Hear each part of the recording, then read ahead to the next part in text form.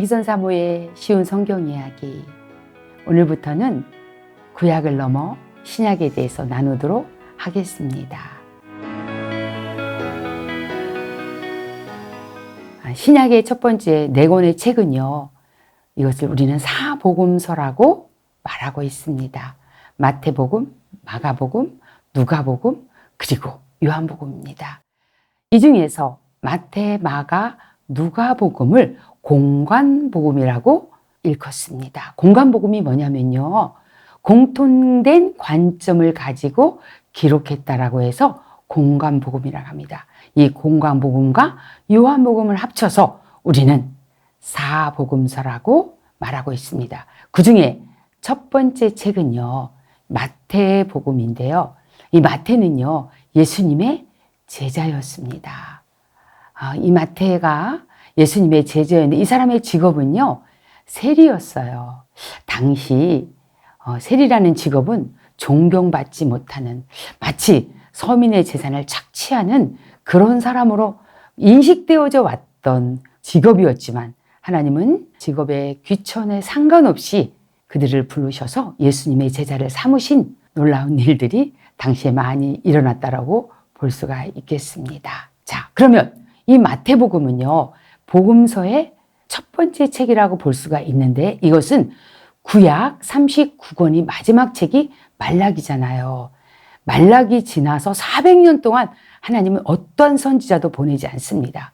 그러나 엘리야와 같은 자를 보내겠다라고 말라기서 마지막은 이것을 기록하고 있는데, 그 사람이 예수님 오시기 6개월 전에 먼저 탄생했던 선지자 있었죠. 누구입니까? 침례 요한인 것이에요. 그를 가리켜 엘리야의 선지자 같은 자를 보내겠다라고 하신 약속의 사람인 것입니다.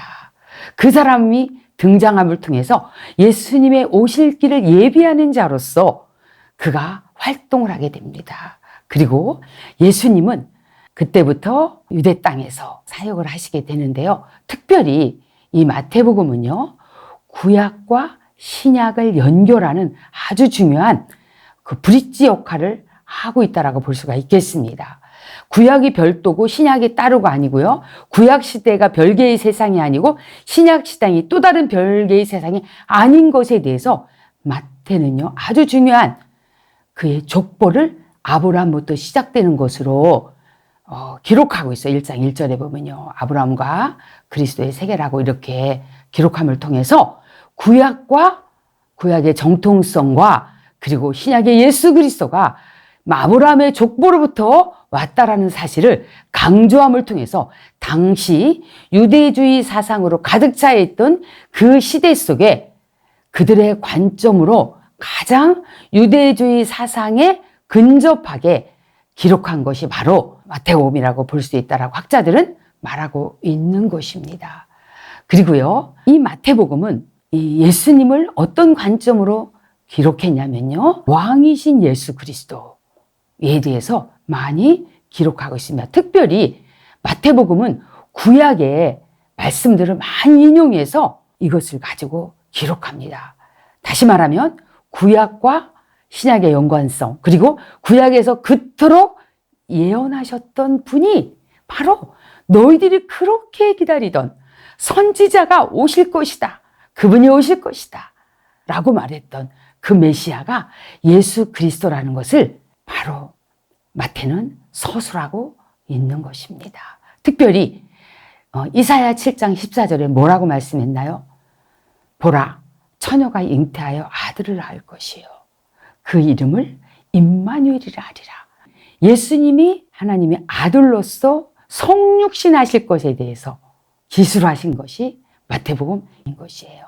물론 요셉과 정혼했지만 처녀의 몸이었던 마리아의 몸을 빌려서 오신, 성령으로 잉태하신 예수 그리스도가 바로 이사야가 예언했던 그 임마누엘 되시는 예수님인 거에서 기록하고 있는 것이에요.